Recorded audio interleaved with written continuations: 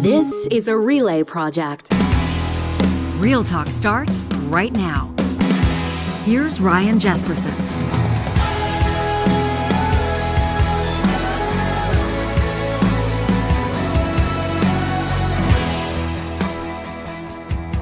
We look west in this episode of Real Talk. I mean, I guess depending on where you're catching us from. If you're on Vancouver Island, we're looking east. We're looking at British Columbia's move, Ottawa granting that province's request to recriminalize, not decriminalize, to recriminalize the use of illicit drugs in public spaces. This on the heels of a pilot project that was intended to move that province forward on drug policy, to make an attempt to address the opioid crisis from a number of different angles, including the fact that there's a bit of a revolving door effect with the criminal justice system. People who use drugs find themselves arrested and incarcerated in, relatively speaking, unproductive circumstances. And so experts on the matter, including harm reduction, suggested that decriminalizing the use and possession of small amounts of illicit drugs, the so-called hard drugs, in public spaces might be a step in the right direction. Now, BC's walking it back, and critics of that pilot, of that initiative in the first place, are saying,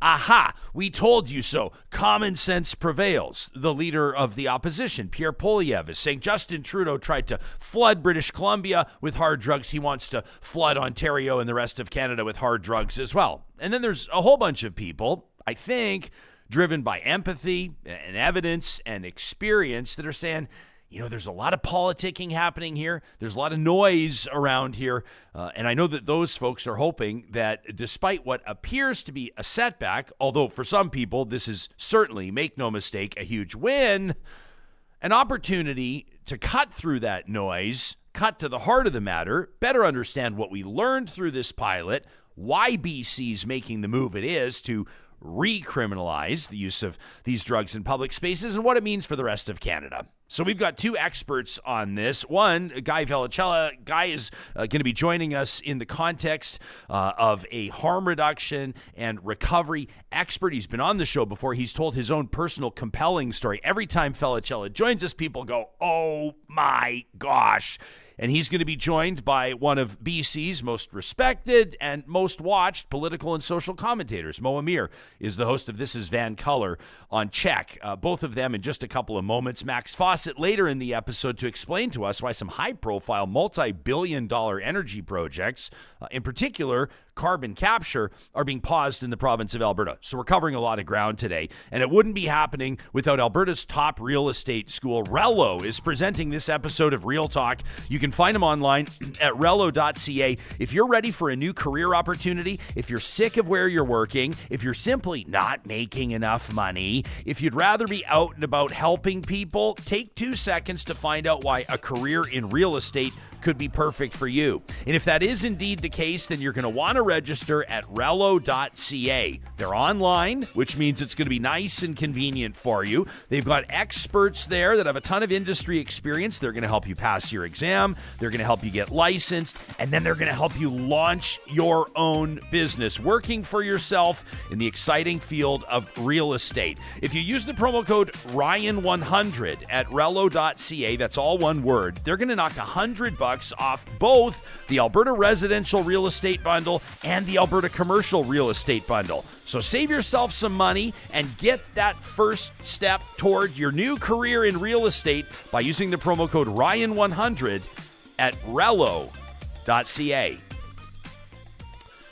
So this news breaking just a few hours before we record this show. BC's Premier David Eby requests that Ottawa adjust the province's decriminalization program. The feds grant that request, and now BC recriminalizes the use of illicit drugs in public spaces. Guy Felicella is a sought-after international speaker. He is a survivor. He's a harm reduction and recovery expert. Mo Amir, the host of This Is Van Color on Check. Good morning and welcome to you both. Thanks so much for making time for us. Guy, why don't you kind of sum this up for us in your estimation? You're a guy that understands the ins and outs and the nuances of this story. The decriminalization pilot just over a year ago, an endeavor to what? Keep people out of that revolving door at the courts and in jail, basically? Yeah, that's a big part of it, but also to remove, criminal records and just for possessing substances, which really, we want people in our society to actually get better and move forward with their lives. But then with these criminal records, it holds them back from moving forward with getting, a job or, renting a place to live. And those are the impacts that really kind of dehumanize people for, just simply using drugs for a wide range of reasons. It's not that everybody has an addiction or struggles with substance use either, but that's the goal, and that is a punishing condition to be in this revolving door of being incarcerated, putting in parole violations, back in prison. I mean, that is probably the biggest thing to overcome in an individual's life. So, Mo, this was in January of last year, January of 2023, this pilot project goes into effect, and the numbers are staggering. Whenever I talk about numbers and statistics, I always remind myself and remind everybody else that every one of the 14,000 people that have died in BC since this opioid emergency was declared in 2016 have names, have family members, have value as human beings. 14,000, enough to fill a hockey arena. 42,000 people have died across the country due to opioid overdoses right across the country in that same time period. So you can understand why some jurisdictions like BC are looking for every way to address this, looking to do everything that they possibly can. What would be your assessment of how that pilot played out? Did it maybe surprise some people? Did it lose public confidence? What's your sense of how it played out over the 16 or so months? Well, I think it's first really important to emphasize the fact that decriminalization, or the point of decriminalization, is to move drug use from the criminal justice system into the healthcare system. And we can sort of debate, what sort of healthcare services are needed. Decriminalization is effectively a framework from which you build out of. It's not a silver bullet. It was not promised to, quote unquote, save lives unless there was going to be supporting services that were built around it. You can call those wraparound services, harm reduction, and of course as well, greater access and more accessible, free treatment for people who are ready to use it. In terms of public support, I think this is where it kind of gets a little politicized. There was a lot of concern regarding public drug use, and there was these stories coming out in the paper about people, smoking drugs, smoking meth in Tim Hortons, on transit. We've heard stories about people consuming drugs to the detriment of others around them in hospitals. Now, the reality is that under the Decrim pilot project, the consumption of drugs was not allowed near playgrounds or schools. It certainly was not allowed, in hospitals. It might not have been explicitly said, but the reality is you can't smoke a cigarette in a hospital, just like you can't smoke drugs in a hospital as well. And so when we talk about the public consumption of drugs, I think we can't extricate that from the reality that homelessness is also up. And the visibility of unhoused people is also up. And unfortunately, this goes along with a lot of that. And instead of addressing the core issue of homelessness, or why people are using drugs, what type of drugs that they're using, which is usually from the illicit toxic supply, we kind of got into this idea of, drugs you can use drugs anywhere. And that just simply was not true. And now they're kind of framing this as, we're setting up safety guardrails. But even in the decision that as you just noted at the top of the show, that was made, they're now saying that even the possession of drugs in public spaces is going to be prohibited. And so that doesn't make much sense either. So, if you go into a hospital, obviously you can't smoke a cigarette in a hospital, but if a pack of smokes falls out of your pocket, no one's going to kick you out of the hospital. And the idea should be the same thing with drugs, that if you are in need of medical care, or you're helping someone get medical care in a hospital, no one's saying that you're allowed to consume drugs there. But if drugs fall out of your pocket, does that mean that now we're going to get the police involved? Does that mean we're going to kick you out of the hospital? It's very gray. It gives the police a lot of discretion. It kind of defeats the whole purpose of decriminalization. I have no problem with tinkering around the edges or making rules clearer. But in the way that it's being currently rolled out, I think there are some very fair concerns about connecting drug users to the healthcare system, which again is the whole point of decriminalization. So, Guy, how is this move then to recriminalize, to essentially cancel the pilot. Depending on your perspective, some people, see this as proof that it could never work. Other people, I'm sure, feel like this is a bit of a gut punch. How is it landing in the harm reduction community? How do you feel about it? Well, I think, anytime, you go back, we all know.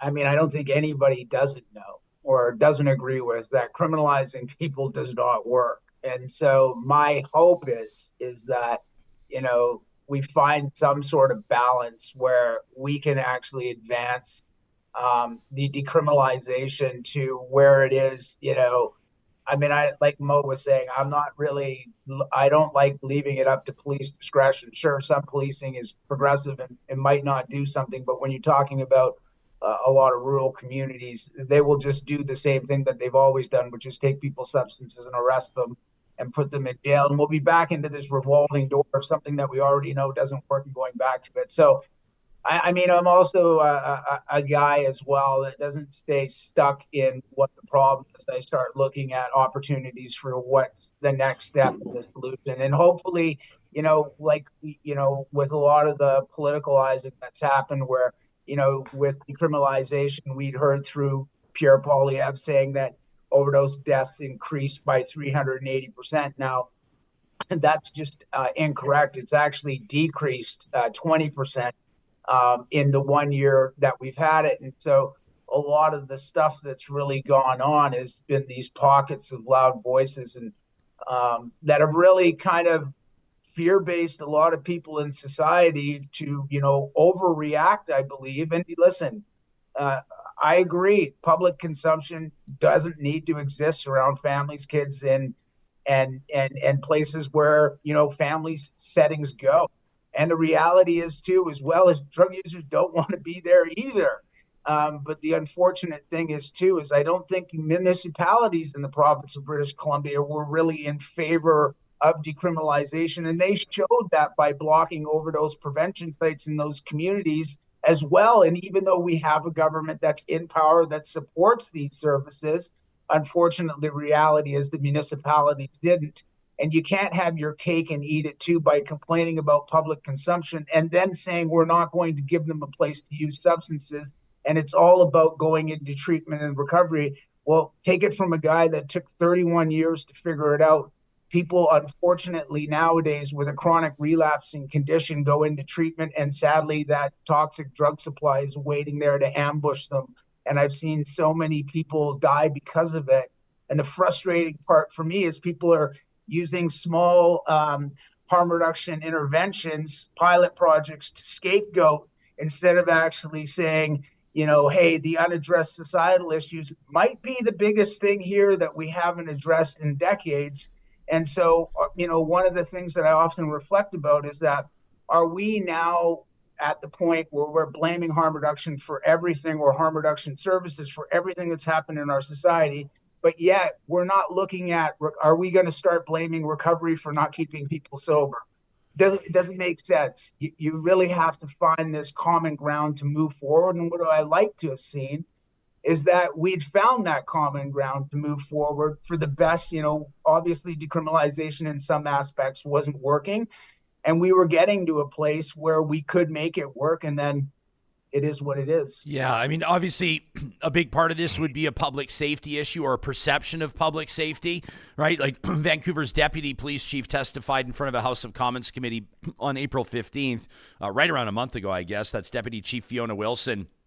She was talking about how the pilot was limiting police response to problematic public drug use. She said in the wake of decriminalization, a lot of these locations, we have no authority to address the problematic drug use because the person appears to be in possession of less than 2.5 grams. So, quote, if you have someone who's with their family at the beach and there's a person next to them smoking crack cocaine, it's not a police matter.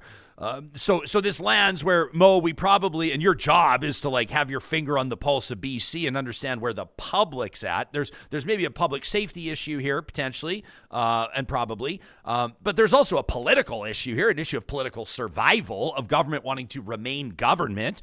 You got the official opposition. The most noteworthy attention-grabbing quote in the entire country last week was Pierre Poilievre calling Justin Trudeau a wacko and an extremist. specifically relating to this story, to opioids in BC. So 10 out of 10 parents don't want someone smoking crack cocaine next to their kid on the beach for sure. But I wonder how many of those same people are troubled by the opioid crisis and want to see meaningful action taken here. Like, where's the average British Columbian on this, Mo? Yeah, I mean, I think it's mixed. I think obviously the immediate concern is that parents, the public in general, it makes them uncomfortable when they see public drug use. And I completely understand that. It makes me uncomfortable, but it's something that's always existed, at least in Vancouver. I mean, I remember being young and walking through downtown and seeing people shooting up. This is not something that's new. But I think obviously with more unhoused people, there is more visibility on that type of quote unquote street disorder. And so I think it is a fair concern. I'm not dismissing that whatsoever. And I think there is somewhat of a safety concern. I think what happens, though, is that we're starting to conflate a lot of different issues together, and we're losing focus on what the actual public health emergency is.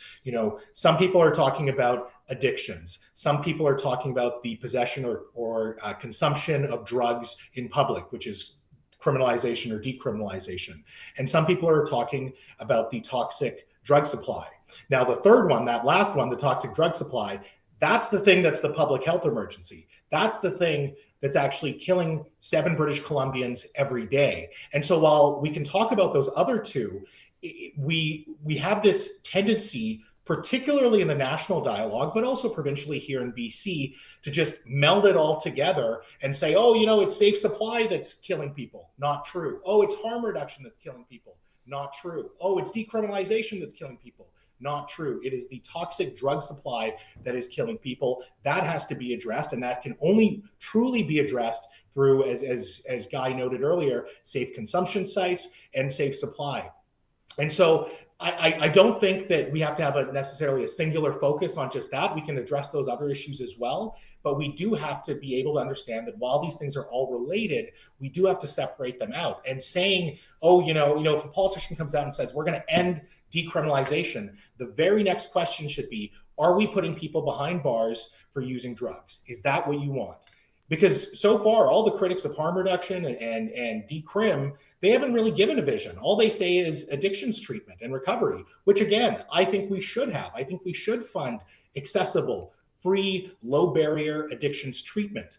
The problem with that, however, is in BC, at last count, 880,000 British Columbians do not have a family doctor. We have a nurses shortage. So it's easy to say, we're going to dump all this money in addictions treatment and recovery. But how do we connect folks? And I think the first step is getting them into the healthcare system. And so when you have safe consumption sites, when you have prescribed safe supply, you're able to say, okay, I notice you have a nagging cough or you have some other illness. Let's look at that first. Let's start connecting people into the healthcare system and nudging them towards treatment. I think that's fine, but you can't compel or force people into treatment, because we know that the success rate of that is like in the single digits. And again, as Guy noted, treatment itself and recovery is prone to chronic relapse. And it takes some time. This is the reality of it. Anyone who's tried to quit smoking, quit sugar, you know that you're going to fall back sometimes. And I don't think that whether you are a recreational user, whether you are a drug user because of addiction, or whether you are a user because you're in a relapse in your recovery process, that you should be at risk of dying. And again, it goes back to the singular focus of what this public health emergency is, and it's the illicit toxic drug supply.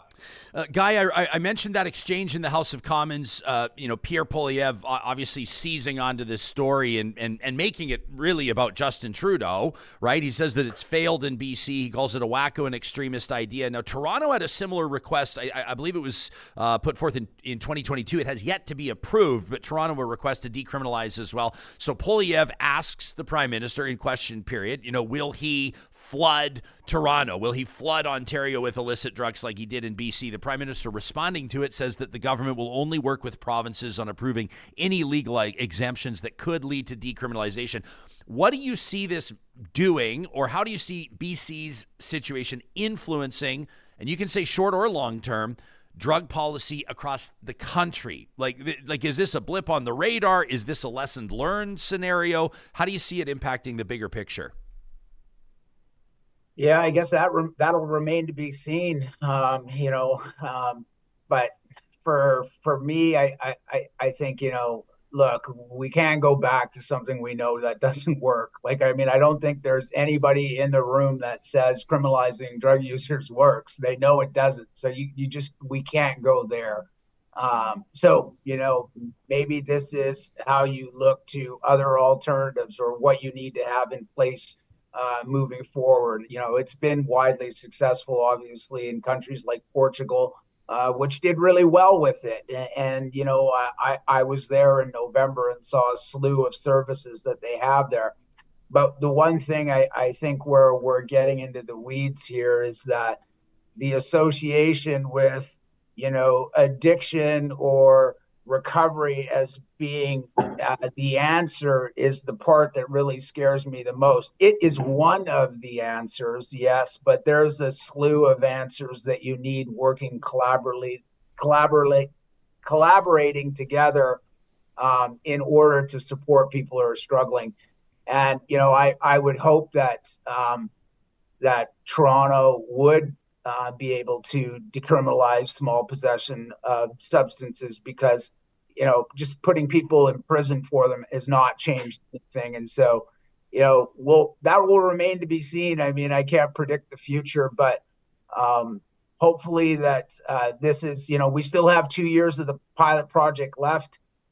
Maybe we can start working on getting back to a place where there's more supports in place, and then advancing the decrim thing. That the one silver lining in all of this is that it wasn't canceled completely, although it is what it is. Yeah. Guy, Ryan, can I jump in there for a second? Of course, Mo, yeah.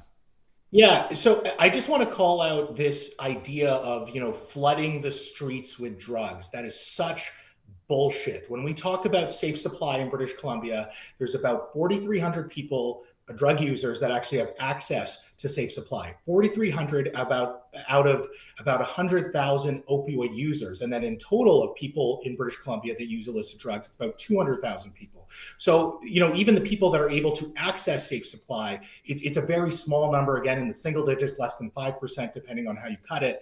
And so we've fear-mongered about this idea of, there's the streets are flooded with cheap drugs, and it's just not true. And the reality is, even if we're talking about safe supply diversion, and I have no problem about having this discussion about diversion, we have to recognize that diversion has existed for a long time. I mean, Guy was the one that told me that you can go down to the downtown east side and buy Tylenol 3s. You can buy methadone, which is actually a harm reduction substance that should be taken under supervision, and yet you can still buy it, quote unquote, illegally on the street. And so this issue of diversion or flooding the streets, this ends up becoming the diversion. And we're, again, losing focus on the real public health emergency. Yeah, well, and there have been critics of this. I mean, I do my best to read around and pay attention to what people are saying. And I know that, some individual addictions counselors in BC have gone on the record, talked to individual journalism outlets saying that there have been, quote, disastrous results, saying that they're seeing students, young people increasingly addicted to safer supply drugs. Mo, you and I were discussing this off camera. We've both seen, obviously, and read reporting in particular in the National Post around allegations that safe supply has been flooding the streets, that it's not reaching who it's intended to reach. Guy, is there like a PR problem? Is there a storytelling problem for harm reduction on the West Coast? Yeah, it's a politicalized problem. It's political opportunists at their finest, really trying to promote, something that they're in support of, or a government that they're in support of. I mean, take the politics out and let's tell the truth. I've spoken in over 100 schools. I've never had a kid come up to me and say that I started using drugs with hydromorphone. They all started with a regulated drug, which was alcohol. So for me, when they're just and the frustrating part, as Mo alluded to as well, is that I'll tell you what is flooding the streets. Organized crime has flooded the streets with toxic fentanyl, with xylazine and benzodiazepines throughout the country or the world. And we're not talking about that. We are talking about a small intervention of harm reduction services that are trying to actually save lives and working for some people. And hey, if people are diverting their drugs, or if we're going to talk about diversion, the big picture, then let's talk about diversion. Let's not just point fingers at a small program such as Save for Supply.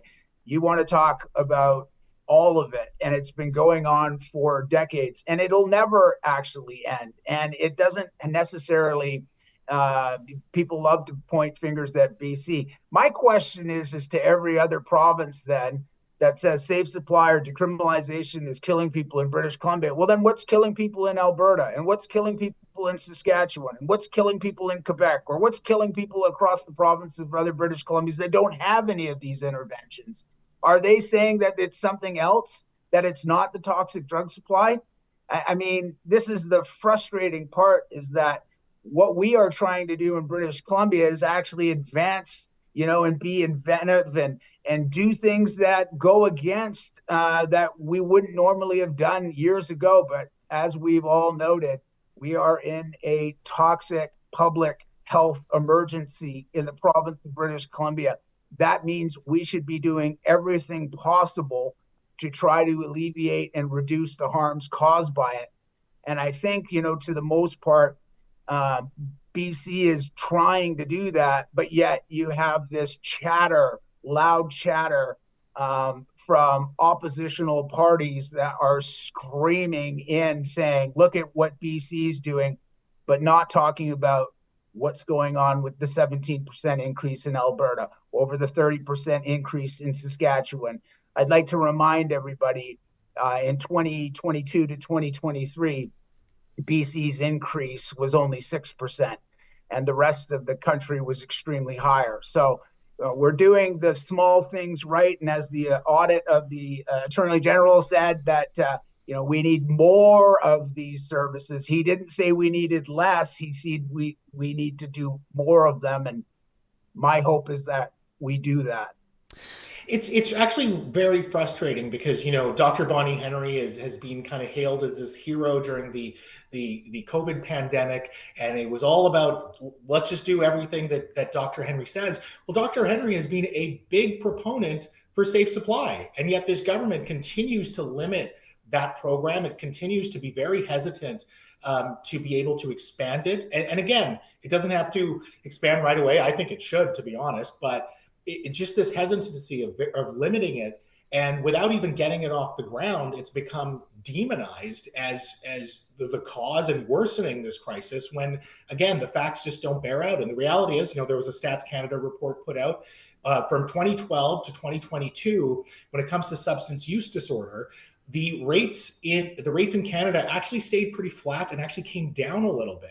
Now, some people will say, okay, well, that's underreporting. Well, it would have been underreporting throughout that whole time. So it is just frustrating when you have experts, you have people that we trust saying this is what we need to do, and yet the government just cannot commit to it because it's so worried about the narratives and the optics. And again, it's at the expense of 7 British Columbians dying every day here. Hey, Mo, let me ask you, but before I let you both go, and I appreciate your time, especially waking up early on the West Coast. On May 3rd, people can check out your interviews at thisisvancouver.com. We'll link to it in the show notes as well, podcast and YouTube. But you sat down with Adam Zivo. He's been on this show before. He's extremely critical of safe supply, of the federal government's approach to this. He's not exactly a proponent of decriminalization, but you welcome into studio. The two of you sat down and chatted. How would you characterize that conversation for people that haven't yet seen it?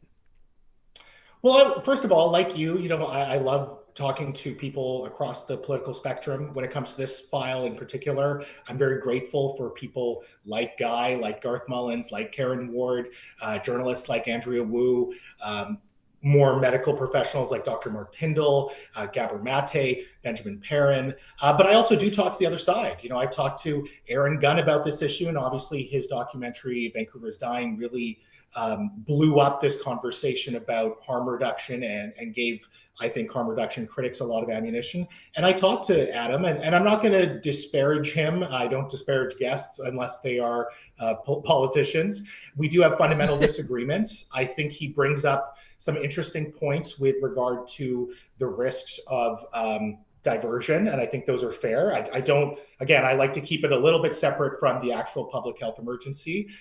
He brings up some really interesting points regarding decriminalization, and I think to a lot of people's surprise, especially if you follow him on Twitter, we both agree that decriminalization is great in the sense that it's supposed to take drug use out of the criminal justice system and put it into the healthcare system and connect people to health services. Now, he's more, I think, focused on, when he talks about healthcare services, immediately linking people into treatment, whereas I don't know if I necessarily see that as the most realistic approach. And so I would recommend for people to watch that interview. We don't agree on the fundamentals of a lot of things when it comes to this crisis, but it's a very respectful interview. I do push back on a lot of things that he says. And again, you can judge his answers for yourself, but I was grateful to be able to have that interview and that chat with him. And I hope that at the end of the day, more British Columbians are paying attention to this and not just falling for the political lines that we're seeing either in Ottawa or in Victoria. Again, that's thisisvancolor.com, where you can watch Mo Amir's interviews, including May 3rd with Adam Zivo. You can see all that information online. I love the branding on your website, by the way, Mo. You do a very, very good job on that, either you or your team. Very nicely done. And then if you're looking to get in touch with Guy, just an absolutely remarkable personal story, guyfelicella.com is your best place. That's kind of the hub where everything comes out of. You can also find him on Twitter at Guy Felicella. We appreciate both of you very much. Thanks for making time for us. Obviously, we'll continue to follow this story, and we look forward to your next appearance here on Real Talk. Thank you, Ryan, and thank you, Guy. All right, take care, fellas. Thanks, Mo. Take care. I appreciate, by the way, Mo Amir also invoking the name of Garth Mullins. That guy is just a remarkable storyteller and talks about drug use, drug policy, drug culture in very direct ways. And we look back to when this show was just a newborn baby, Johnny. If you check this out, I'm showing my screen right now from December 10th of 2020. So the show was like 2 weeks old. And we welcomed Garth Mullins to the show to talk about his Crackdown pod. It's beautifully produced. I mean, it's heavy subject matter, and it's a real intense listen. But I recommend that you check out the Crackdown pod hosted by Garth Mullins. And if you want to watch that interview with Garth and myself from December 10th of 2020, it's easy. Just search our archives on the podcast or on YouTube, or just Google Garth Mullins Real Talk, and you'll find it there. Before we get to Max Fawcett, I wanted to put a couple of things on your radar. First of all, if you visit ryanjesperson.com and you click on basically you go to the homepage and you scroll down, you'll find where you can sign up for our Real Talk newsletter, that email newsletter. It's right down there at the bottom of the page. You sign up. It's free, obviously, and you can subscribe.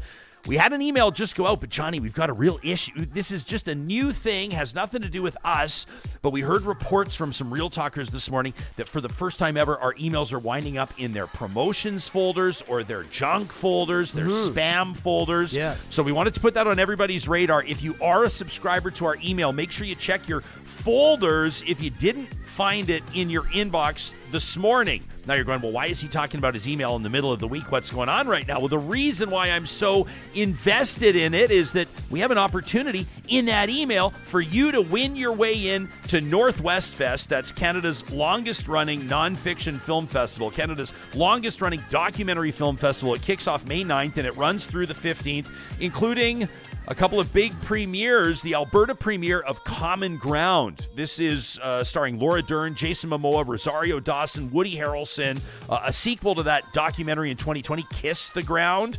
Well, Common Ground is the uplifting story of the pioneers of the regenerative movement who are working tirelessly to bring our planet's entire ecosystem back to life. That is the Alberta premiere of Common Ground. It opens NorthwestFest 2024, and we want to send 5 lucky Real Talkers plus guests to go check out NorthwestFest. Now, you can go actually use your winning tickets for any film you want over the 6 days. You can learn more and get your other tickets, northwestfest.ca, but make sure you check the Real Talk email for details on how you can enter. We also want to remind you that without the support of partners like Complete Care Restoration, quite frankly, conversations about politics, news, real life, they just don't happen. Complete Care Restoration understands what it means to be part of a community. When they're working on properties, restoring them from fire, flood, hazardous materials, they're treating that property, whether it's a home, a business, or other, like it's their own. We've seen how they operate. This is the crew that built our Mercer Warehouse studio for us. Utmost professionalism on display and ready to respond 24/7. Heaven forbid if disaster strikes, make sure you think of Complete Care Restoration. A great opportunity for job seekers out there. Kubi Renewable Energy, Canada's fastest growing solar installer and the busiest solar installer in Western Canada, is hiring. They're looking for team members across different applications. They're looking for experienced installers, electricians, designers, salespeople, office managers, HR professionals, you name it, Kubi can use you. Kubi's got a new office in Calgary, absolutely beautiful, a stunning headquarters in Edmonton, a beautiful location in Kamloops, and they've just opened up down in Lethbridge, Alberta as well. If you live in any of those areas or you'd like to and you're looking for work, make sure you check out the careers link at kubienergy.ca. Always love having Guy on the show. Man, that guy's unreal, hey? Yeah. A lot of people see him on the show and they just, go check out his website, see his backstory. This guy's been to like hell and back again a few times. Many times. Now he's got a great family. He's one of those stories where like he's been there and back, because I feel like nowadays it's just a bunch of people fighting. I mean, we're all blaming each other for this addiction, the opioid crisis.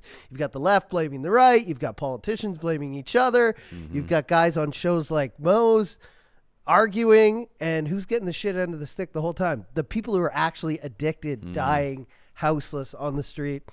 And who's making all the money? The drug companies.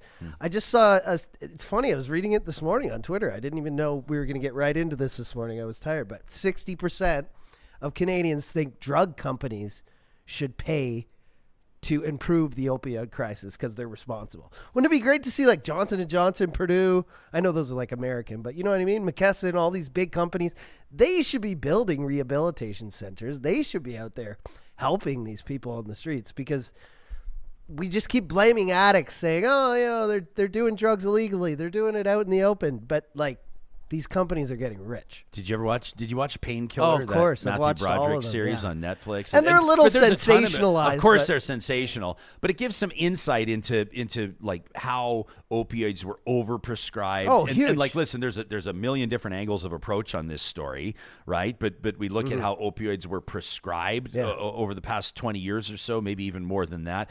We look at how people can, there have been so many intuitive comments as well. Before we get to Max, I'll get into the live chat here as well, because people are speaking from places of conviction. I respect where you're coming from. Like, listen, I understand that nobody wants to see 42,000 Canadians with names and families. Like the numbers, when you're looking at like World War II casualties, or you look at like, the number of people that died in the opioid crisis, or you look at all these big numbers, you forget every single one of them is a person. Yeah. Like every single one of them is a human being, right? So I get that we don't want to see people die. And I also get, and these don't have to be competing perspectives, that parents don't want to see people shooting up and smoking crack on playgrounds in front of their 2-year-olds. Sure. Like, I understand that parents are upset when they find a syringe in the sand at the playground. Sure.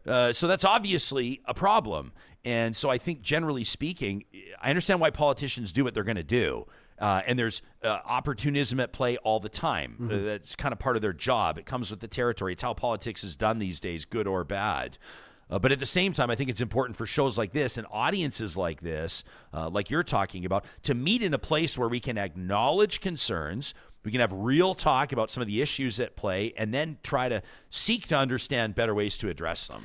Yeah, because I just feel like the addicts and the people who are hurting the most are just getting the blame. Why are they doing this out in public? Well, nobody like wakes up one day and is like, ooh, fentanyl would be sexy, Yeah. Like, I saw this documentary, Dope Sick. It'd be great to be an addict. No, something happens in your life. You start with alcohol, or maybe you have an injury, something like that. Or like what's happening now, you can't afford anything. And, instead of taking prescribed medicine, you turn to illicit drugs. Yeah. There's a million reasons, but at the end of the day, I just think it's funny we're all fighting, and in the background, these companies are just getting rich and being like, they're not even talking about us. Kind of a profound moment that snuck up on us in our building's common area. Like this, we're in this historic warehouse where our studio is, and there's obviously a lot of businesses, some startups, some tech companies and the like. There's a common area with a coffee machine, and the owner of this building, such a big supporter of this show, they've piped out sound and screens, and so you have people watching Real Talk having their coffee in the morning, which is great, just outside our studio. So there's somebody, a member of this, a person in this work community that's moved to Edmonton. As a matter of fact, moved to Canada a short time ago and is still familiarizing themselves with the city. And we're downtown and we're urban, and somebody having a coffee. Here's a real story coming, earmuffs, kids. But somebody that was having a coffee just the other day says, "Wow, on the way in, like there's a human shit on the ground, just like a human shit on the ground just outside the building." And everyone's kind of like, oh, geez, you got to clean that. Obviously, that's not great for the property. It's not great for the look, and it's not great for a lot of reasons, right? And then this person that's just moved to Edmonton, moved to Canada a short time ago, familiarizing themselves with the city, just kind of wonders aloud, like kind of from the corner, wonders aloud, where's the closest public restroom? And like, this is my story is not to say like shit wherever you want, no. For sure. But he's just asking, he wasn't even asking the question like provocatively. It was a genuine moment of curiosity. He goes, "Where's the closest public washroom?" And I'm sitting there and I'm trying to think, and I'm thinking like, is it 3 blocks? Is it 4 blocks? This, and I'm trying to think of like, and he goes, because where he comes from in Europe, he goes, there's public washrooms like everywhere. Yeah. And he goes, and as far as I can tell, he goes, unless you're like going into a restaurant or going into a shop or able to like, maybe there's like a mall somewhere where you can find a public restroom that might be sort of scrutinized and monitored, and for obvious reasons as well, right? We're not talking about free-for-alls. But it was kind of this moment where I went like, yeah, the shit on the sidewalk is the symptom. But like, where's the public restroom for dignity, for practicality? Like, what programs or supports, resources are we putting in place to ensure that some of the stuff that's bugging us, driving us crazy, doesn't happen, that people have alternatives? Well, it's like White Ave. They've got that one right on the corner, right? Yeah, for in everyone Edmonton, to Old use. Strathcona. Yeah, there you go. Let's ask Max Fawcett what he thinks about this. That's not what he's showing up to talk about, but if I know Max, what do you think about he crap on the ground? What do you think about shit on the sidewalk, Max? The lead columnist for Canada's National Observer, I'm sure was paying some attention to what Mo Amir and Guy Felicella brought to the program. Welcome back to the show. What do you make of what you've been hearing? Well, thanks for having me back.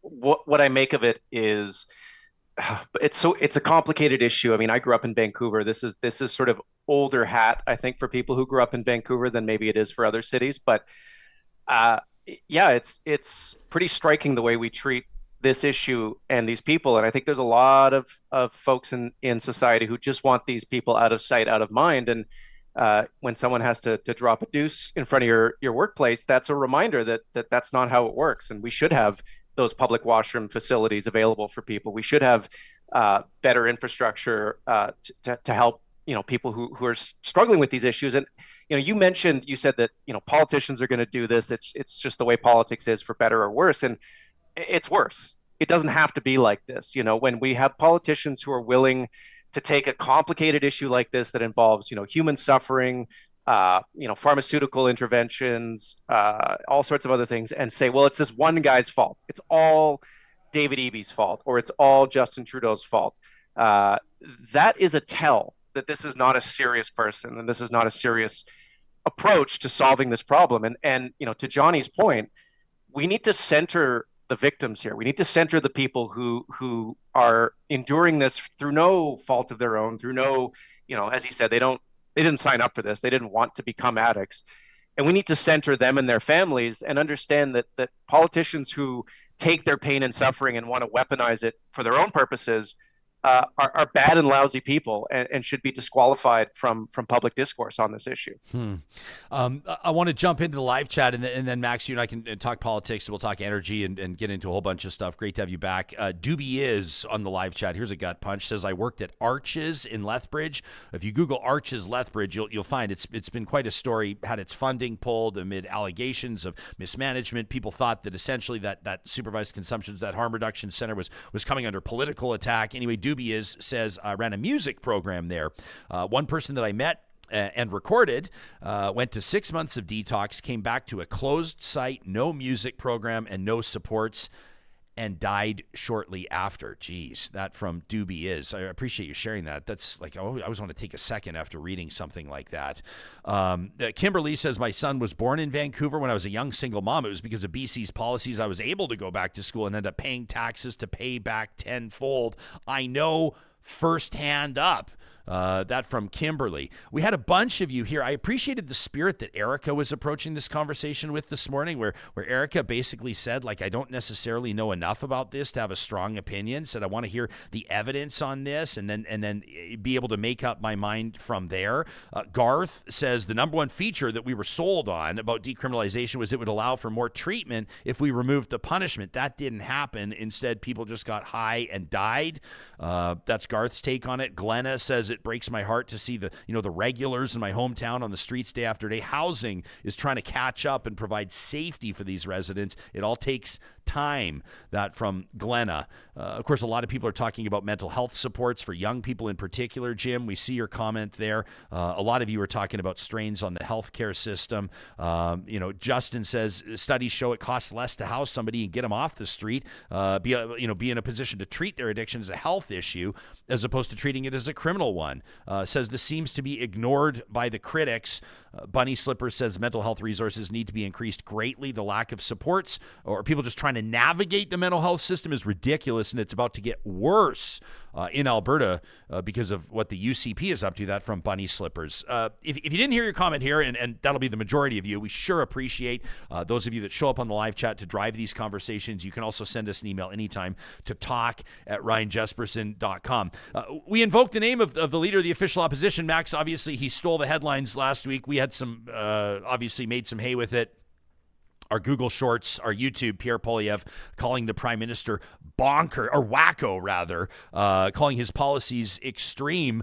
You've written about Pierre Poilievre, nationalobserver.com, your most recent column, but you suggest that Pierre Poilievre is coming for people's charter rights. Take us into the story. Sure. Well, I mean, he's said as much. This is not me speculating. This is words that came directly out of his mouth at a speech he gave to an organization of Toronto police officers, where he essentially said, my laws will be constitutional and I will make them so. You know what I mean? What he's referring to there is the notwithstanding clause in our Charter of Rights and Freedoms, which allows provincial and federal governments to suspend charter rights from judicial appeal, from judicial review for up to 5 years. And this has been done at the provincial level. Alberta has flirted with it a couple of times. Saskatchewan's done it. Ontario's done it. And Quebec's done it. The federal government has never done it because, the federal government is the guarantor and protector of the charter of our constitutionally guaranteed rights. And they certainly have never entertained preemptively doing it. And that's the real striking part here is he is saying he's not even going to wait for the courts to rule that his tough on crime legislation, where he's going to make it harder to get bail, where he's going to make, it harder for convicted murderers to go on parole. He's not going to wait for the courts to potentially say that isn't constitutional. He's just going to set them aside with the notwithstanding clause. He's going to silence them. And it's very interesting to me that all the folks who got up in arms about how, COVID restrictions, public health measures were unconstitutional, and they weren't, but that's another issue. They are very quiet about Poilievre's promise to suspend their own charter rights for 5 years.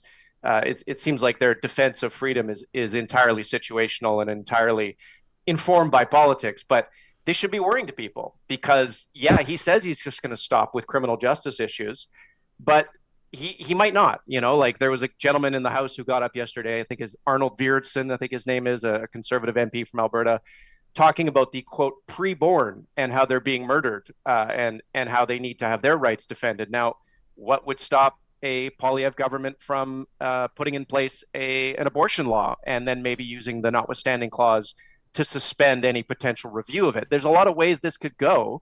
And I think people need to be clear that Poilievre talks a good game about freedom. When it comes to actually the walk that he walks, it is a very different story. You've had, though, like previous Conservative leaders, I mean, probably most obviously Prime Minister Stephen Harper not be willing to touch that women's health file, the abortion file, so to speak, with a 10-foot pole. Harper was very clear on that. Aaron O'Toole, while never prime minister, was clear on that. Andrew Scheer seemed to, sort of like begrudgingly make sort of a flimsy statement on it when pressed leading up to an election. But it seems to have been acknowledged in conservative circles and in the conservative war room as a losing path to tread down. Could you see Poilievre going against that, what we might perceive to be conventional wisdom? Can you really see Poilievre going there? Like, is there political ground to gain there? I can't see it. I don't think it's a high probability outcome, but you have to understand that Poilievre is dealing with a different set of dynamics than Harper was. Harper was always moving incrementally towards a majority. You know, he won 2 minority governments. He was very careful in keeping the further right elements of his caucus in line and on leash on these issues, because he knew he had to win in, the GTA, in Vancouver, in sort of urban areas. And so he was very careful about these social issues. And then he finally won his majority in 2011, but he was still careful. Harper was an incrementalist. He saw the goal of his movement as building conservatism in Canada. Poilievre, I think, has a different agenda. He has a different goal. Number one, he's working with what he thinks is an overwhelming majority coming into the next election. He thinks he's got it in the bag. Otherwise, he wouldn't be talking like this. And he thinks that, his job is less to sort of incrementally build the coalition and more to set things right, to push back against wokeism. It's much more of a Donald Trump style approach to conservatism than it is a Stephen Harper style. And so far that hasn't cost him in the polls. People are so disappointed, disgusted, whatever you want to say, with the Liberals, that they're willing to entertain what he has to offer. But we should be clear: this guy is not Stephen Harper. He is a different political animal, and he has different political sensibilities. Stephen Harper never once, to my knowledge, talked about invoking the notwithstanding clause, much less invoking it proactively on an issue. And here Poilievre is, more than a year out from an election, basically saying, I'm going to do it. Just watch me. What did you make of Poilievre's op-ed in the National Post? Everybody's talking about it. It was kind of interesting because we had the Alberta Chambers of Commerce booked on the show before this even went down. Jason Leslie joined us just a couple of episodes ago. People can go back and hear him respond to Poilievre's op-ed, where he basically calls like the Canadian Federation of Independent Business, Chambers of Commerce, indiscriminately across the country. He calls them useless, suggests that business owners should basically stop giving them money, hand in their memberships, go directly to politics. Andrew Coyne wrote about it, which I thought was a pretty interesting take on it, basically saying that Poilievre is saying, you better come to me if you want something. You better carry water for me, not through your chambers. Kind of a bizarre move. I don't know if there's obviously some strategy behind it. I don't think he just spouted off in an op-ed and submitted it without his team having a look through. But the kind of the last place you expect a conservative leader to go looking for fights is in the independent business community. Agreed? Agreed. And it speaks to the fact that this guy is not a Stephen Harper 2.0, because Harper would never do that. I think there's two things at work here. Number one is what Andrew Coyne identified. I think Poilievre and his team are frustrated that the business community still talks to Liberals and still talks to New Democrats and is willing to have audiences with them and roundtables and luncheons. And he sees this as acts of disloyalty, that they're willing to even talk to the current government. And he wants them to bend the knee to him. But number two, it's a way for him to not have to answer questions about the capital gains tax, right? Because that's a sense that the Liberals were trying to bait him into defending lower capital gains, defending rich people, defending businesses, and he didn't take the bait. And this is a way of sort of getting around that, escaping any future traps the Liberals might want to set here by saying, look, I don't want to hear from the chambers. I don't want to hear from these folks on this issue. You business leaders, you individual businesses have to get people on the doorsteps talking about capital gains, and then I will listen to it. And of course, people on the doorsteps will never talk about capital gains because it's a very confusing issue, very detailed, very wonkish. Most people, there's a $250,000 annual basically exemption where capital gains get treated the way they used to. Most people don't declare $250,000 of capital gains in their lifetimes. The data bears this out. So it's an issue that affects a very small number of people. And he's essentially saying to the business community, I'm only going to move on this if you get, every Canadian or large numbers of Canadians at the doors talking about this. So it gives him an out. It's canny. It's smart. You can see the calculus here. Okay, let's get to this story. This is, by the way, I appreciate, I can't say enough how much we appreciate on a show like this. Guests that'll just take curveballs and take questions all over. So now what is it, Johnny? We're about 10 minutes into the interview with Max. I think we'll get around to the story that we actually reached out to you on. But this is kind of interesting. We've been talking about Pathways Alliance on this show. We've been talking about carbon capture and storage networks. We've been talking about different approaches and plans to decrease emissions. And then we see a story where a carbon capture plant in Alberta is facing doubts after Capital Power cancels a $2.5 billion project. I'm referencing reporting by Adam Radwanski in the Globe and Mail. What's going on here? What these big projects being canceled? That's a bit of a tough look for Alberta. You don't expect it. Everything's supposed to be booming right now, right? There's supposed to be a lot of optimism and investment. So this appears to be the opposite. Well, it's very interesting, and the folks in those business organizations in Alberta will never say this out loud, but I've heard it off the record and quietly from folks that the real impediment on these sorts of decarbonization projects is Pierre Poilievre. They do not know what he's going to do when it comes to the carbon tax, the carbon price, and they need that industrial carbon price to stay in place for these projects to pencil out, for them to make economic sense. And so they're looking at this. There's an election coming up next year, probably. Poilievre has not made it clear where he stands on, he's going to axe the carbon tax for consumers, but what is he going to do for the industrial carbon tax? And if he gets rid of that, these projects are all basically a bust. They're going to lose money hand over fist.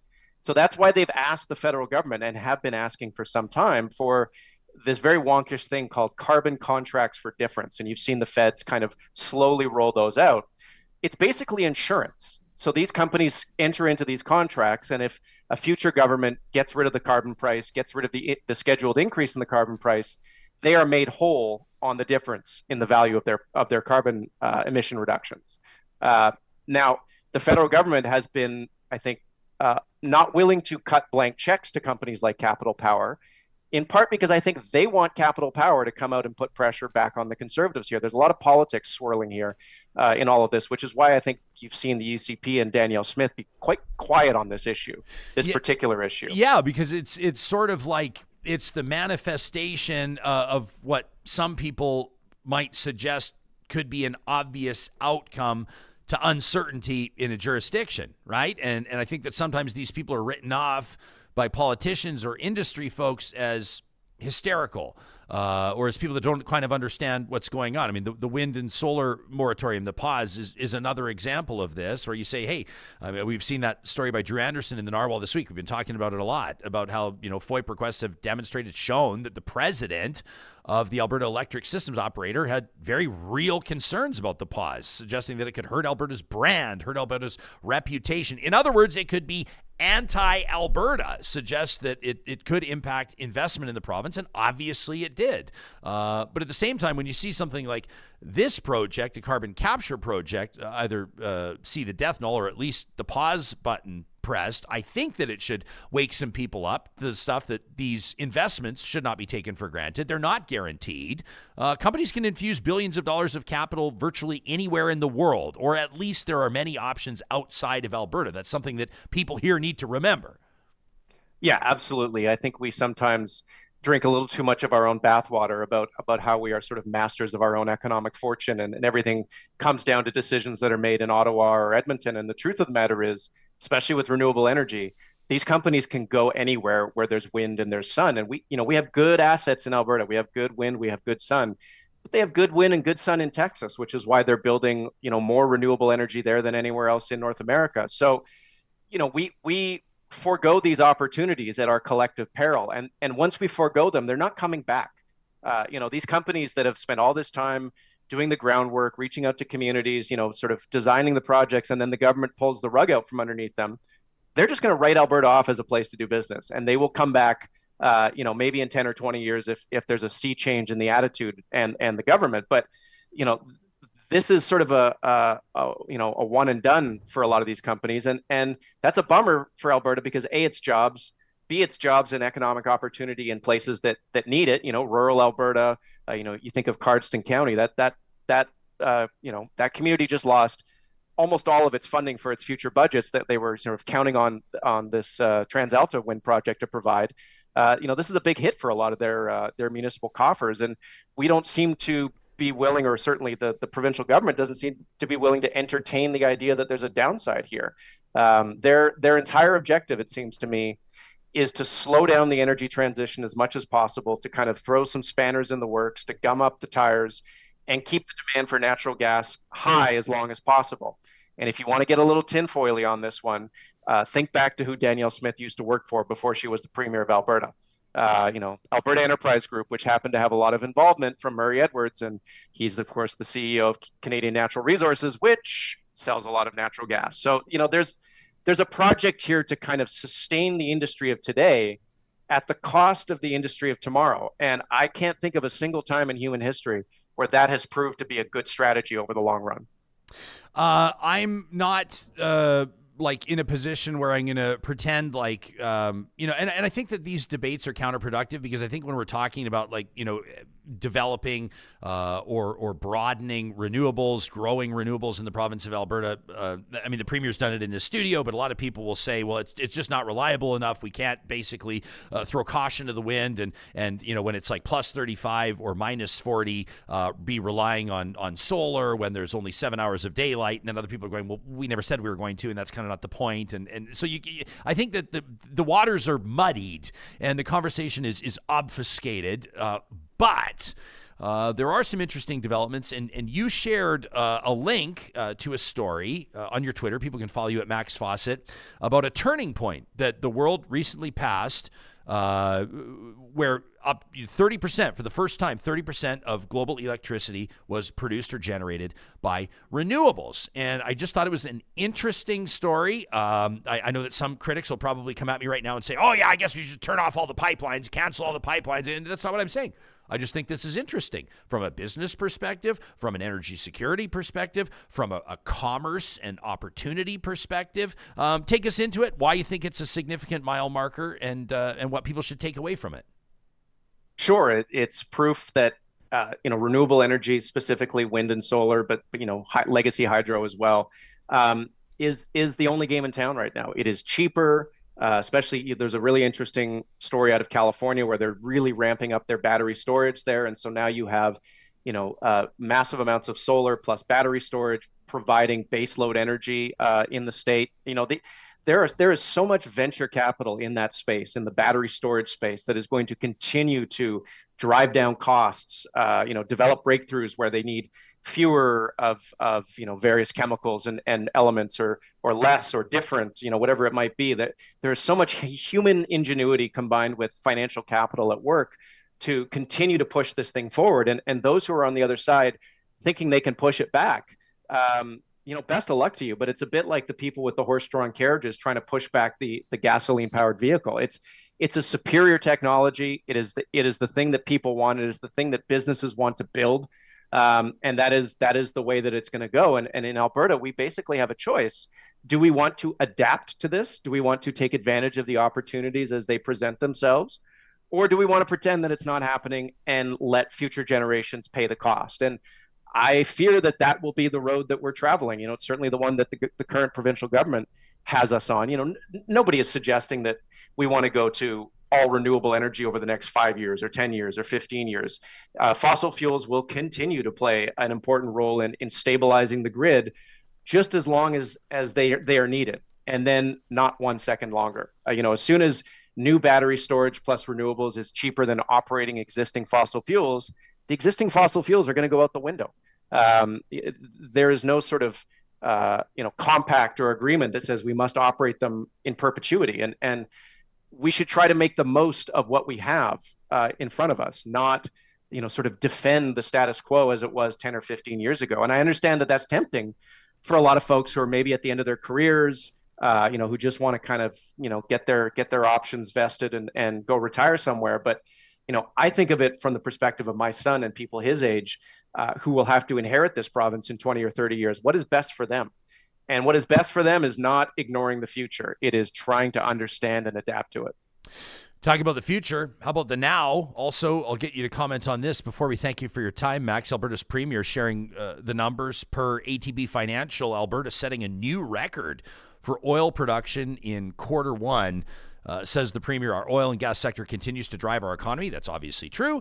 And bring Alberta energy to the world. No slowing down, Max. Yes, I always wonder, when people say that Justin Trudeau is killing the industry, what exactly they think the word kill means. Because record production of oil, we have this massive LNG facility in Kitimat that's about to come online. TMX just came online. It's making every oil and gas company in this province richer than they would have been otherwise. It's bringing billions of dollars in new revenue to the provincial treasury. Help me understand how exactly this government is killing this industry. I really don't think that the provincial government can have it both ways here. And that's certainly what they're trying to do. On one moment, they talk about how the federal government is this dangerous obstruction to prosperity. And then on the other, they say, but hey, things have never been better. So I really wish people would push them a little harder on how they square that circle. The fact here is it's great that we're at record oil production from the perspective of, provincial coffers and people's livelihoods, but the energy transition marches on. Electric vehicle sales continue to increase. China continues to roll out these amazingly cheap and amazingly, effective electric vehicles, the same way that Japanese and Korean automakers did with their own versions in the 80s and 90s. And we need to know that oil demand is in the process of rolling over. It will go down in the near future. Natural gas demand may have already peaked. And in some markets and for electricity generation. We saw some data out of Europe that certainly seems to suggest that they have reached their peak in terms of gas demand. So, we're at this lovely sort of Wile E. Coyote moment where he's out over the cliff and doesn't realize that, gravity is about to take hold. We would do well to take the prosperity we have and apply it to making that decline as gentle and as favorable as possible, not trying to keep going off the cliff further and further. You can read Max Fawcett's work. He's the lead columnist at Canada's National Observer at nationalobserver.com. We encourage you to subscribe and to support independent, long-form, fact-checked journalism in Canada. I got an email during our interview to talk at ryanjesperson.com from Brynley, who says, Ryan, could you please, and we'll describe this for the benefit of our podcast listeners, Max. Of course, the people on YouTube have probably already seen it. Brynley says, can you please ask Max about the framed photo over his shoulder of Karl Marx? Is Max a Marxist or is he trolling us? What's the deal? Brynley wants to know. I'm glad somebody finally noticed that. It's been there for many appearances. It's not a frame photo. It's a coaster. Okay. And it was a coaster that I had in my house growing up. My dad had, there was a set of them, and I inherited it when he passed. I was raised by a quasi-Marxist. This should not come as a surprise to people. But yeah, I keep it there to remind me of him and his sense of humor and the fact that it would pick some people out to see that. So yeah, there it is. Max Fawcett. There you go. In memory of your dad. Thanks for making time for us on the show, Max. We appreciate it. Always. And thank you for the curveballs. Yeah, of course. We can guarantee we'll keep tossing them, Max, every time you show up. You can let us know what you think, just like Brynley did, to talk at ryanjesperson.com. That's where you can email the show. Obviously, our inbox open 24 hours a day. I saw the conversation continuing in the live chat on what we were talking about with Guy and Mo, and then people chiming in on what Max has to say as well. I saw that, who was it? Somebody said you wanted that tweet from the Premier framed about record oil production. Travis says, I want that tweet framed for when it ages like milk. And our future's fucked because we don't pivot, as Max says.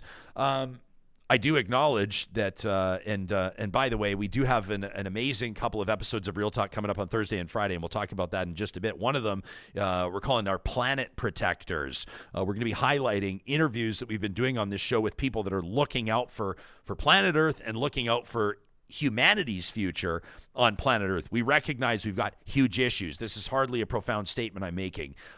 We recognize that human behavior, technology, habits, consumption has to change. And I do think that we're on the road to getting there. One of the things that you'll pick up in this episode of Real Talk, I think that's the one we're airing on Friday, right, Johnny? The Planet Protectors will be on Friday. It's the best of Real Talk. Mm-hmm. And I'm going to be live in the chat, which I'm really excited about because I never get to just hang out in the chat and engage you all and provide some insights and maybe some behind-the-scenes stuff on what was happening in those interviews. So that's going to be Thursday and Friday. Thursday will be the best of our political conversations, the most headline-making, attention-grabbing moments of our recent political conversations. We're going to go municipal, provincial, and federal. But Friday will be the Planet Protectors.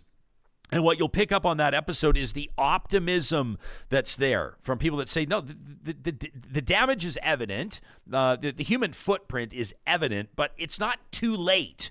We can still take action. And I'm motivated by that stuff. So to get back to Travis's comment, we recognize that the transition happened. Stephen Harper alluded to the transition happening. It's obvious. Anybody that would suggest that technology doesn't advance would pay no attention to human history. But we also recognize that there's the here and now, and there's the where are we going. And I think like common sense prevails here.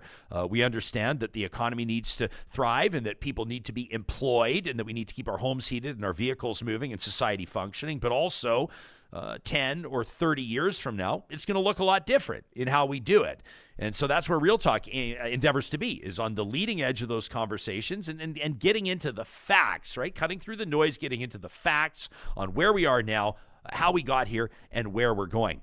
We referenced Pathways Alliance, and before we take you out to Jasper in just a quick second, plus we have a big announcement about our golf tournament, I wanted to let you know that if you're looking for more information on it, pathwaysalliance.ca is a great place to start. This is 6 of the biggest, as a matter of fact, the 6 biggest companies in Alberta's oil sands on a path to reach net zero emissions from operations by working with provincial and federal governments on a carbon capture and storage network. They say curiosity is crucial for progress, and that's why they're studying, testing, and advancing a whole bunch of new technologies to reduce those emissions. You can learn more about Pathways Alliance technology work on its website, and you can also learn more about global energy demand. The world wants responsible energy, and it's what Alberta can provide. You can get more details at pathwaysalliance.ca. Do you have a plan for Mother's Day yet? Some of you I recognize may be realizing this is the very first time as I'm saying it. Well, Friesen Brothers has you covered. If you're in the province of Alberta, at least. They've got 17 different locations, including their brand new one at Edmonton, Glenora, and they've got that Mother's Day charcuterie box ready to rock. You can order in-store or online at cateringbyfriesen.com. A great way to tell Mom you appreciate her.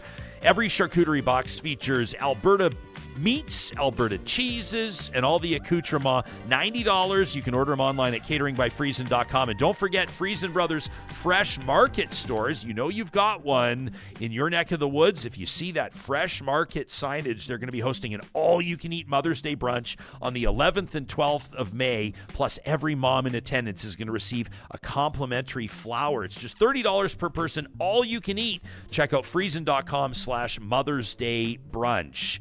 Our friends at California Closets say, why don't we make this a Mother's Day thing? You really want to knock Mom's socks off? Why not gift her a California Closet experience? You start with the free consultation with their designers. Mom can go in there and tell them exactly what she's looking for. Maybe it's the perfect walk-in closet. Maybe it's a mud room that has all of that clutter addressed. Check out their website here. I'm showing it to you now, californiaclosets.ca. You can see the work that they've done, providing custom solutions for the entire home. That includes garages too, by the way, home offices, guest rooms doubling as home offices. Whatever it is, California Closets can custom design it to fit your space and budget. And before we get into the mountains, got some great photos we want to share with you from Alyssa, a Real Talker. I wanted to remind you what's going on at Athabasca University. You know, we talk a lot about the fact that it's Canada's open university with classes, courses delivered online, so they're guaranteed to work for you no matter where you are in the country, no matter when you're available. That's the AU advantage. But what about all the research that's happening there? Coming up on Friday's Real Talk, you're going to hear from Dr. Srijak Bhatnagar, a researcher at Athabasca University. Did you know that it's one of the top research post-secondary institutions in the country? There's proof of performance. You can learn more about it at athabascau.ca. No wonder more than 50,000 program and course alumni are proud to have those AU diplomas and degrees hanging in their homes and offices. athabascau.ca.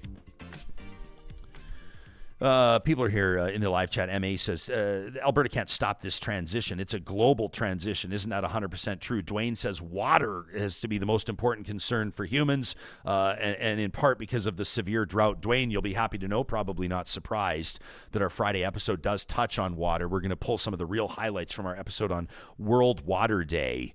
I'm looking forward, and you're making this technically possible for me to do it. I know that you moderate our chats on a day-to-day basis, among with all the other things that you do. You do a ton to keep this show going, Johnny. But I'm like, I drop in on it, and I see what's causing kerfuffles. I see what's making waves in the live chat, and I try to pull the best comments out of there. But I never get to just sit in there and hang out and respond to people and answer questions. Buckle up, buddy. And so Thursday and Friday of this week, for our live tuning audience, that's what's going to be going on. It's the first time we've done it, and I'm really looking forward to it. I don't know if it's a good or bad idea that you're telling people ahead of time. I want people to know ahead of time. I want you to be there, and I want you to be, and I think it's going to be a great opportunity for people to be saying like, hey, what was going through your mind when they said that, or what's the truth about this, or how do you book a guest like that, or how far ahead do you book? People always have these questions when they run into us in the wild, and I think that this will be a great opportunity. So those will be the best of Real Talk episodes, but they will live stream just like every other episode, and I'm going to be there in the chat, so we invite you to join us.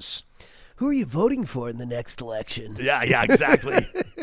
Exactly. I don't know if we'll go there. I'm not sure we'll go there. But I like to keep that one a mystery for people, That's always one that I think needs to be kept a mystery.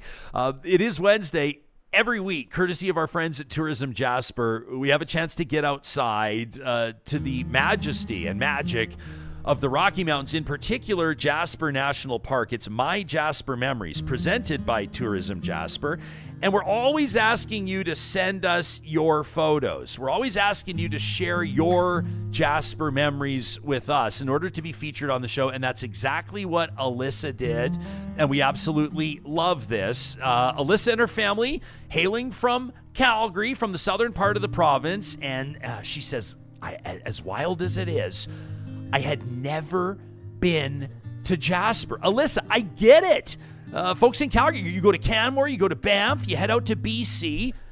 But through a turn of events, she says, to be honest with you guys, it wasn't even our initial plan for spring break, but it was the way that it worked out.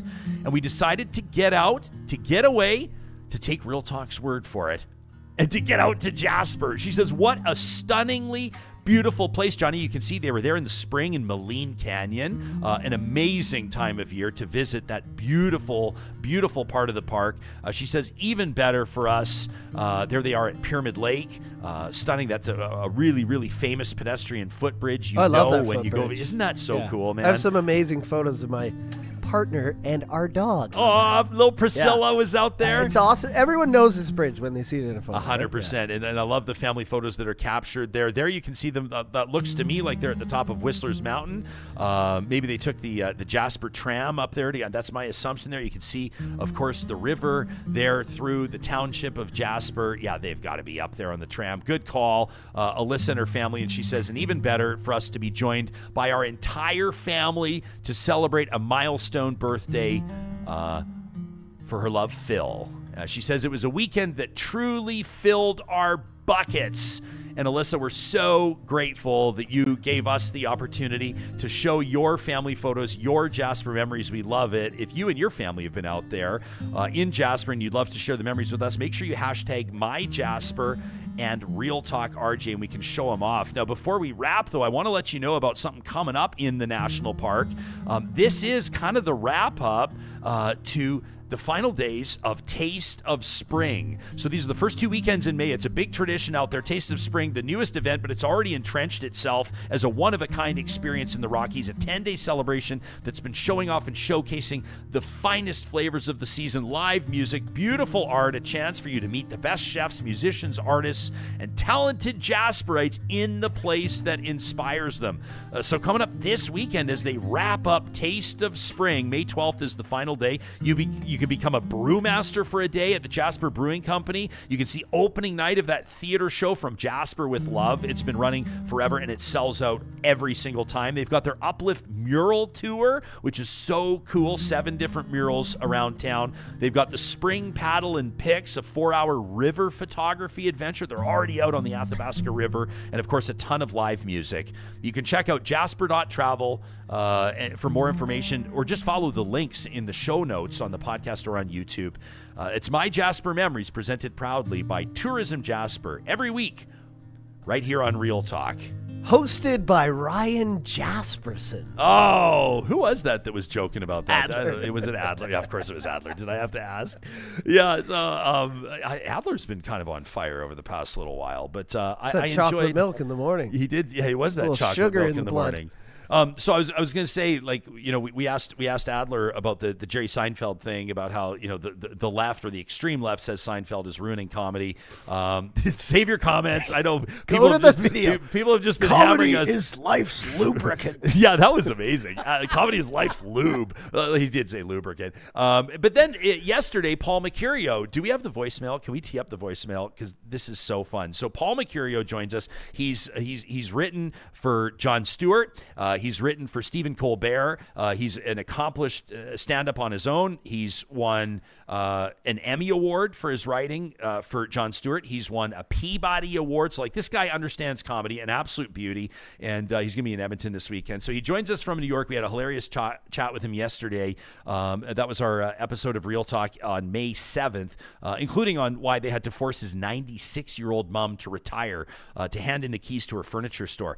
But there was a moment that if you're listening on the podcast, you never knew this happened, because our intrepid producer did a beautiful job cleaning up the audio. So you would have never known that this happened. But if you join us on YouTube, you saw there was a bit of a snafu. There's a bit of an issue, because Paul was talking to us about his podcast and how he had Paul McCartney on his podcast. He was telling us how it came about. And then he really wanted to show us the voicemail from Paul McCartney. You would save the voicemail if one of the most iconic musicians in recorded human history had left one on your phone. But because of technical issues, it didn't work. But Paul was not okay with this. And so after the show, he reached out to us and he put in a real effort. And he said, he said, your YouTube audience was denied the pleasure of hearing how an all-time great leaves a voicemail message to a relative nobody. This Paul Mercurio's take on it. He had left Paul McCartney hanging. As a matter of fact, he missed his call after asking him to do his podcast. And so we thought, if you watch us on YouTube, you might get a kick out of this. Here it is. A day later, but nonetheless, still entertaining. This is Paul McCartney to Paul Mercurio. Hey, Paul. It's Paul McCartney here. I'm going to ring you back in 5 minutes to do the podcast thing. I've got some time now. Otherwise, I'm going to run out of time. So if you're there in 5 minutes' time, you got me. Okay, bye. If you're there in 5 minutes, you've got me. What's the most famous person that's ever called your phone I was just thinking personally? that right now. I'm like, if I had a voicemail from Paul McCartney. Yeah. Oh my God. Who would you say is the most famous person that's ever called your phone, or that you've ever had their personal phone Called my phone? Or who's the most famous person you have their personal phone number? You're able to contact them directly and personally. I can't remember right now, but since being on the show, you know that I've had some pretty prominent people from offices. Yeah. Like just before Trudeau came in, I had some numbers pop up. I was like, wow, that person's calling me from inside, the big place. But I can't remember. Like, who's the most famous person you've ever met face to face? Yeah, tough to say. Probably I've interviewed Jay Leno. That would probably be pretty one up of them. there, yeah. Yeah, I would say like in person? In person. Yeah, okay. Deepak Chopra, maybe. Oh, that's a big one too. Was a pretty big one. That's as close to Oprah as you can get. Yeah, I mean the Prime Minister obviously would be up there. Mine would be Rihanna. I met Rihanna. In person? Yeah. Is it true she's like 5'11"? She is very, I don't want to even show the picture, but maybe I'll show it on a future show. She for a woman, she's tall, right? And then she wears heels too. And I was like, we took a picture and I was like, don't get my feet because I'm on my tippy toes. They didn't have you on one of those like shoebox thingies, like the wood shoebox that you can stand on when you get a picture with the celeb? No, and this was back in her. This was back when she had the red hair. She looked like Raggedy Ann days. She was popular, very popular. Not at her peak though, but I remember meeting her, and I was like, I had all these things I was gonna say, like, oh, you're amazing, I love everything, and then I got there and I was like, can we get a picture? You know, you just like everything goes out the window. Sure, right? Of course, and then for if you're me, the picture's always brutal. So you never want to show it anywhere. I like this from Vamp Fashions in the chat, who says famous people are just normal people who happen to be known by many others. It is true. Like I've interviewed Chris Hadfield several times, and a couple of those times in person. And this is a guy who was the commander of the International Space Station. Mm-hmm. So, like, aside from interviewing, I would say like Neil Armstrong or someone who's like walked on the moon. I don't know how you get. I mean. I said to Hadfield when I was talking, and you're right, Vamp Fashions, like, he's like just a regular person. You shake his hand. He's just a normal human. He sits there. He's got like a scuff on his shoe. He didn't. I made that up. I shouldn't. He was in the military. I shouldn't say he had scuffs on his shoe. Yeah. But you get the idea. Like, maybe he had a sunflower seed or something in it. No, he didn't. He was pretty well put together. But he's just a normal human. Mm-hmm. He's just a regular guy. But at the same time, you go, I can't relate to your life experience. No, not at all. Like, I can't relate to what it's like not just to be in space. Some millionaire, multimillionaire civilians will soon, if not already, be able to experience being in space as civilian space travel or space exploration. Technically, it may not be space, but you know what I mean, out of orbit or into orbit. Those types of things will happen. But to be the commander of the International Space Station, insane. When you're talking to somebody like that, it's, I think part of, the population just wants to know, like, what do you snack on at 1 a.m. when you're home? Or like, what's your greatest failure? It's such a closed off experience though. Like with famous people, they can have experiences that kind of transcend all of them. Like, I did this. How many people can say they went to space, but how many people can say they were in charge of an entire space station? Yeah. That's like Jean-Luc Picard style stuff. That is insane. Some absolute I guess if I was saying it though, I guess Trudeau is probably the most famous person we have met face to face. Yeah. I mean, he's worldwide, right? So, global but other leader. Than him, global leader for sure. He's the most famous person to be in this studio so far. He's another one of those guys who, like, everyone, I don't know, they probably think I'm like some big Trudeau lover. I'm not really. But when someone like that walks into a room, he's the prime minister. He's a sitting prime minister. He's the leader of the free world. On our side of the pond. But what I'm saying is, like, you get all these people when we did that interview, and I don't want to go back to it, but, say, I would have yelled at him about this. I guarantee you wouldn't have. No, you when wouldn't someone like that walks into a room, it doesn't matter how you feel about them. Yeah. There's just something that comes over you. I remember when I met Rihanna, too. She was like, we're going to take a picture, and she's like, like, relax. What do you want to do? Something fun? Like, she knew. Yeah, she's trying to put you at ease. She's just a normal person. She knew I was, like, super nervous. This is how some of these people get to where they are. They understand how to deal with people and how to make people feel important, personable. Right? Travis says, if you listen to Chris Hadfield's album that is recorded in space, I talked to him about singing in space. Major Tom, unbelievable. So cool. Okay, so... and I was about to promo something, but we're not in a position to promo it. I will just say this. Trudeau, the most famous person to have been in this studio so far. Sure. But we are approaching our 1000th episode of Real Talk, and we are working on a guest. Now, we are we can't tie, I shouldn't even be doing that, but we have offered to fly somebody here. Don't say the name. To appear with us. I'm not saying the name. Okay. But it would trump. No, it's not Donald. Don't. It's not Donald. But it would trump the Trudeau interview. It would. It would. We'll see. 1,000 episodes of Real Talk. You'll know as it's approaching. We'll keep you posted on that. Well, 3 months out. Now, due to the fact that Thursday and Friday are going to be special episodes, special presentations of Real Talk, I'm still going to be with you in the live chat, but we are doing an early edition on a Wednesday. Unusual, I know, but an early edition of what is typically a Friday tradition, brought to you by our friends at the DQs of Northwest Edmonton and Sherwood Park. This is your chance to pull that grenade out of the belt, to pull the pin, to bring the heat. We want to hear it, your hot takes.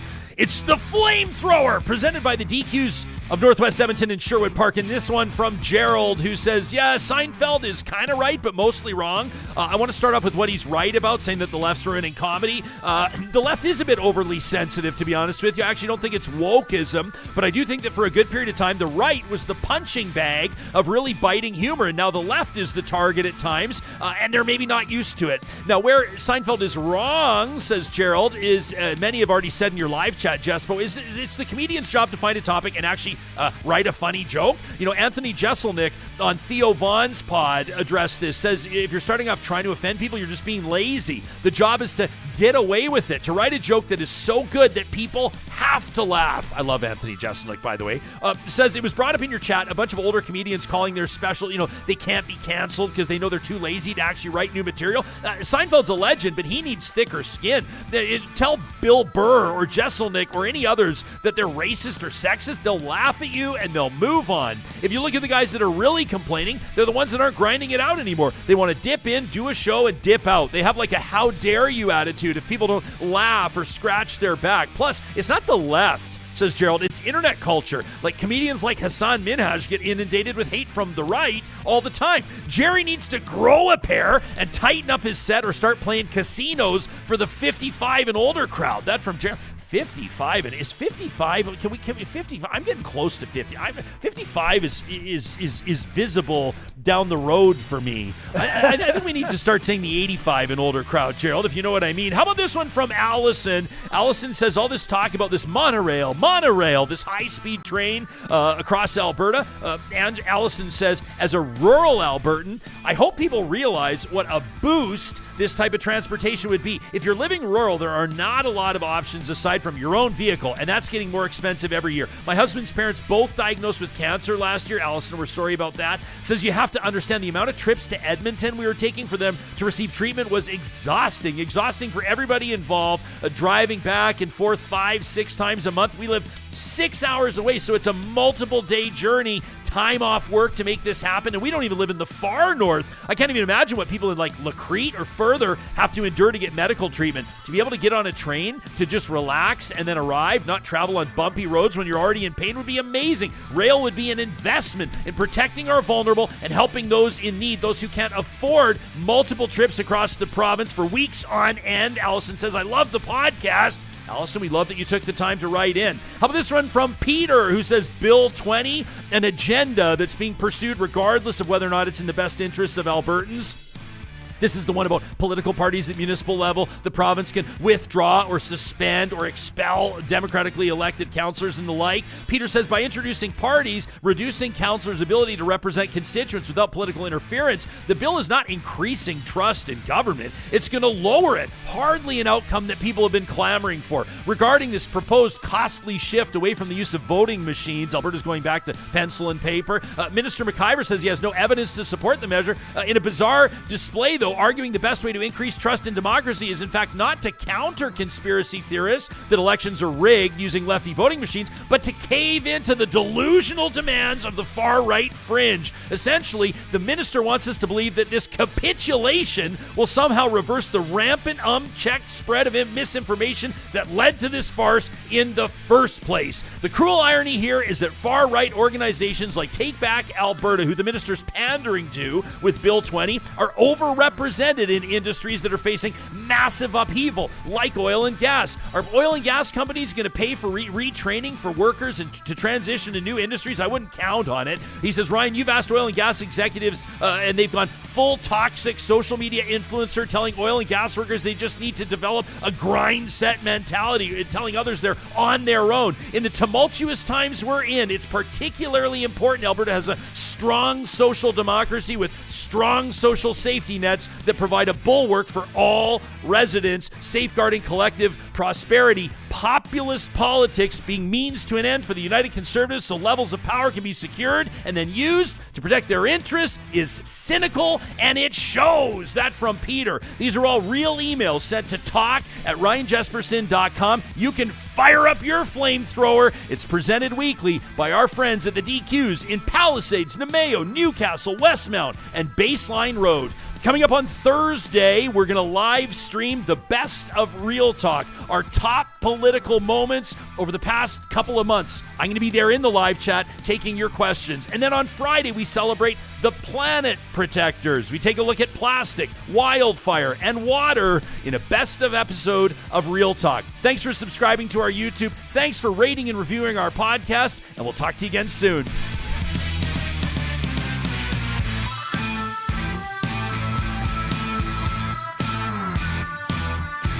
Real Talk is hosted by Ryan Jesperson, executive producer Josh Dunford, technical